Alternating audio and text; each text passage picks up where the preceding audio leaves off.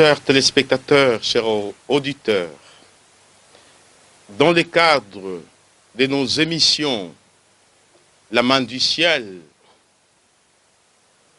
nous allons aujourd'hui vous présenter quelques figures bibliques qui peuvent inspirer notre spiritualité, notre vie chrétienne, des figures qui ont été appelées par Dieu pour des missions particulières.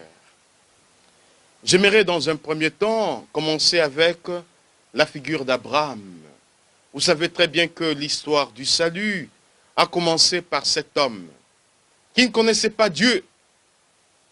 On pourrait dire il était vraiment païen. Alors, Dieu a voulu choisir cet homme pour que l'histoire du salut commence avec cet homme. Il s'appelle donc Abraham. Cette histoire commence, comme nous le décrit les livres La Genèse, au chapitre 12, par l'appel d'Abraham. Dieu appela Abraham. Vous savez d'abord que quand Dieu appelle, le mot appel en hébreu, kara, qui vient du verbe likro, signifie appeler, en même temps lire. Quand Dieu appelle quelqu'un, il lit sa vie. Or, on ne peut lire que ce qui a été écrit. Ça veut dire que Dieu a écrit déjà notre vie. Il appelle et il commence maintenant à lire.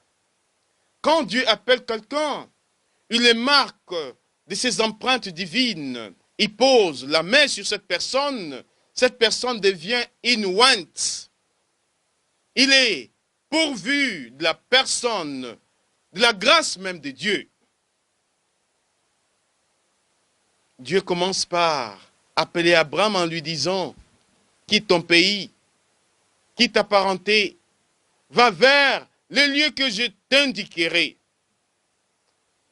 Arrêtons-nous un seul instant sur ces paroles de Dieu. Mais quand je lis les textes en hébreu, ça change complètement. Quitte ton pays, ta parenté, l'expression qui est utilisée, l'air le rat. L'air le rat. Littéralement, ça ne signifie pas quitte. Ça signifie d'abord va vers toi-même. L'air le rat. Alors, l'appel d'Abraham n'est pas d'abord un déplacement spatial. L'appel d'Abraham ne consiste pas d'abord à quitter un lieu vers un autre lieu. L'air le rat, cela signifie, va vers toi-même, descends dans la profondeur de ton être, découvre ce qui est caché au-dedans de toi. Quand Dieu nous appelle, il nous demande dans un premier temps de descendre au-dedans de nous-mêmes, découvrir sa présence. Et quand nous découvrons cette présence, l'appel de Dieu nous propulse maintenant vers l'inconnu. Là, il est important d'avoir la foi.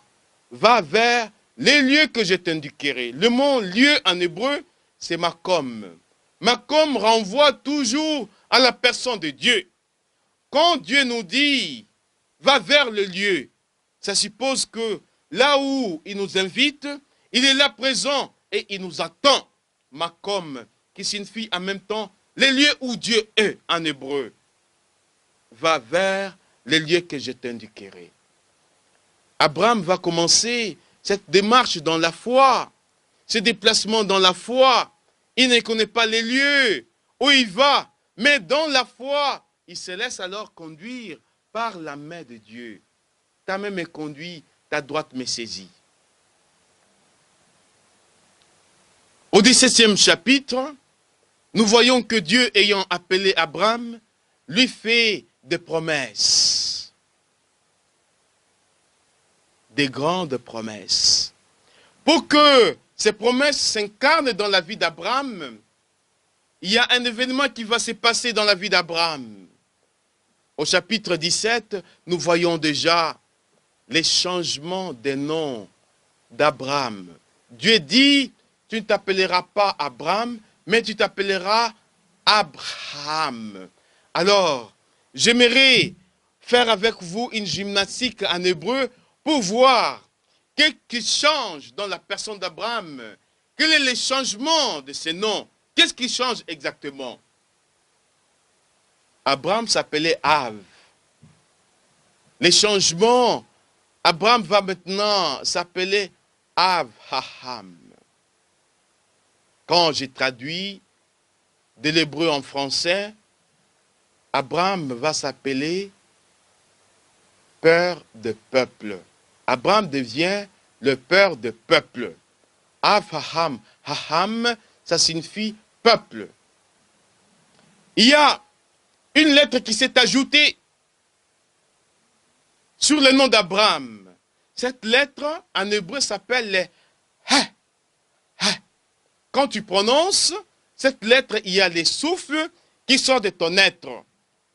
Quand Dieu a révélé son nom à Moïse, Exode 3, 14, quand Dieu s'est révélé à Moïse devant les buissons ardents, Moïse pose la question à Dieu. Tu m'envoies chez Pharaon. S'il me pose la question, qui est celui qui t'envoie? Qu'est-ce que je lui répondrai? Alors la révélation du nom de Dieu, Exode 3, 14, c'est ce qu'on appelle les tétagrammes. Les 4 consonnes, les 4 lettres. Le nom de Dieu est un nom consonantique. Il n'y avait pas de voyelles. La première lettre, c'est Y. La deuxième lettre, c'est H. Troisième lettre, c'est V. Et troisième lettre, H. Mais en hébreu, les 2 lettres H, ça se dit, c'est le nom de Dieu. Alors, Abraham, en changeant de nom, Dieu a pris une lettre qui vient de son nom et a appliqué à Abraham. Abraham s'appelle maintenant Avraham. Or, le nom exprime l'identité. Autrement dit, Dieu donne son identité à Abraham. Seul Dieu est le Père des peuples, il est le Père de l'humanité. Ce que Dieu est au ciel, Abraham doit le devenir sur la terre.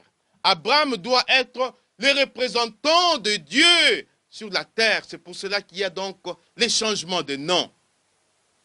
L'apôtre Paul nous dit, Ephésiens 3, 14, jusqu'à 15, je fléchis les genoux en présence de Dieu le Père, de qui toute paternité tire son nom. Alors, si on appelle des personnes qui ont des enfants pères sur cette terre, ces personnes sont appelées à représenter la paternité de Dieu sur cette terre. Si Dieu est amour, nos pères doivent devenir amour. Si Dieu est miséricorde, nos pères doivent devenir miséricorde. Si Dieu est pardon, nos pères doivent devenir pardon. C'est-à-dire, ils incarnent les attributs de Dieu sur la terre. Les changements de nom.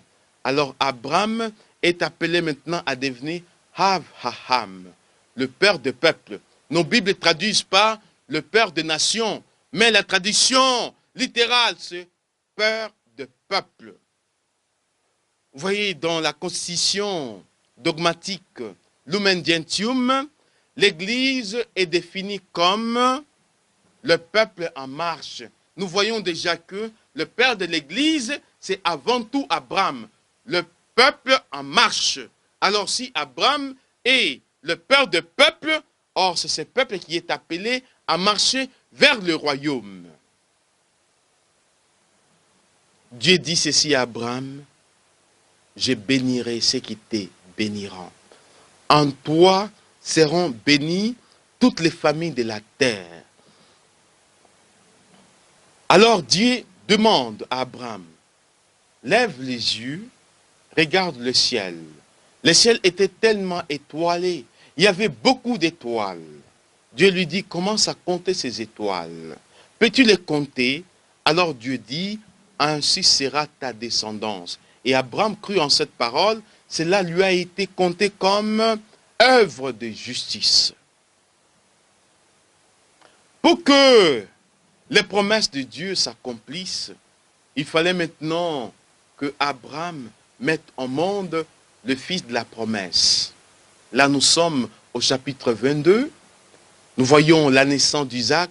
En même temps, je ne dis pas les sacrifices d'Isaac, mais la ligature d'Isaac.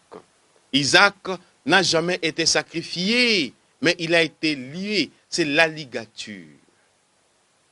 Le chapitre 22, nous voyons Isaac est né. Le mot Isaac en hébreu, l'Isroc, ça signifie qui rit. Qui rit ou qui rira. Quand Dieu avait envoyé le messager, les anges, auprès d'Abraham pour pouvoir détruire Sodome et Gomorrhe, ces messagers ont annoncé une bonne nouvelle à Sarah. Sarah s'appelait Saraï. Sarah va aussi changer de nom pour que la promesse de Dieu s'accomplisse en elle. Avec Sarah, il n'y a pas eu ajout, mais il y a eu retranchement. Dieu a retranché une petite lettre qui s'appelle la lettre Yod, qui est la lettre de malédiction pour que le sang de Sarah soit fécond. La naissance d'Isaac. C'est lui qui rit, qui rira. L'Isroc signifie rire, mais signifie aussi exulter de joie. Matthieu 11, verset 25. En ce temps-là, Jésus prit la parole. Il exulte de joie et dit, « Je te bénis, Père du ciel et de la terre, d'avoir caché ces choses aux sages et aux intelligents et de l'avoir révélé aux tout petits. Sois béni, Père, parce que tel a été ton bienveillant dessein. » Si Isaac, le nom Isaac signifie rire, exulter de joie, danser, comme David a dansé devant l'arche d'alliance. Isaac est celui qui apporte la joie. Dans la tradition juive, il est dit ceci, le jour où Isaac est né, parce qu'il a apporté la joie au ciel et sur la terre. Avec sa naissance, les aveugles ont vu, les sourds ont entendu, les boiteux ont marché. Isaac, c'est la figure qui nous renvoie d'abord au Messie. En sa personne, il accomplit les promesses messianiques. Nous comprenons pourquoi est-ce que Isaac sera demandé pour qu'il soit sacrifié. Dieu éprouva Abraham. Dieu dit à Abraham, prends ton fils, ton unique, celui que tu aimes. Abraham avait deux femmes, en fait une femme et la servante qui s'appelle Agar. Saraï, voyant qu'elle avançait en âge, avait demandé à Abraham, prends ma servante pour que tu aies une descendance. Abraham a pris Agar et Agar lui avait fait un enfant qui s'appelle Ismaël. Donc Abraham avait deux enfants. Quand Dieu lui a dit, prends ton fils, Abraham demande à Dieu, lequel? Ton unique. Ah, chacun est unique de sa mère. Celui que tu aimes, mon cœur n'est pas partagé. Il y a un midrash qui raconte ceci. Un jour, Sarah était dans sa petite maison, levant les yeux, elle voit Isaac en train de jouer dangereusement avec son frère aîné Ismaël. Elle appelle Isaac. Toi, tu es naïf. Tu es en train de jouer dangereusement. Ton frère qui est là veut détourner ton droit d'héritage. Fais attention. C'est toi l'héritier. Isaac repart et il trouve son frère Ismaël qui lui dit, c'est moi qui serai l'héritier de mon père. J'ai plus de mérite que toi. Tu as été circoncis le 8e jour. Moi, j'ai été circoncis à l'âge de 13 ans. J'avais toute ma conscience et toutes mes facultés intellectuelles. Je pouvais dire oui ou non. Si j'ai dit oui à la circoncision, c'est que j'ai plus de mérite que toi. Isaac réagit en disant, à travers la circoncision, tu n'avais que versé quelques gouttes de sang. Mais quant à moi, je suis prêt à donner toute ma vie. Et quand Isaac a dit, je suis prêt à donner toute ma vie, à ce moment-là, Dieu éprouva Abraham et lui dit, prends ton fils, ton unique, le seul que tu aimes, va me les donner en sacrifice. De bon matin, Abraham appela Isaac vers les monts Moria. Chemin faisant, Isaac dit à son père, Père, voici les bois, où est l'agneau du sacrifice? Abraham était contrarié intérieurement et il répond, Dieu seul pourvoira. Voilà que le Dieu arrive au mont Moria. Abraham ligote son fils. Abraham prend les couteaux. Il était prêt à immoler son fils. Du haut du ciel, la voix se fit entendre. Abraham, parce que tu ne m'as pas refusé ton fils, ton unique, je te bénirai. Ne me les sacrifie pas. Regarde. Et quand tu l'as regardé, dans l'arbre, il y avait un agneau qui s'était accroché. Abraham alla et il prend cet agneau. Il l'a sacrifié, il l'a immolé. Et le sacrifice d'Abraham a été agréé.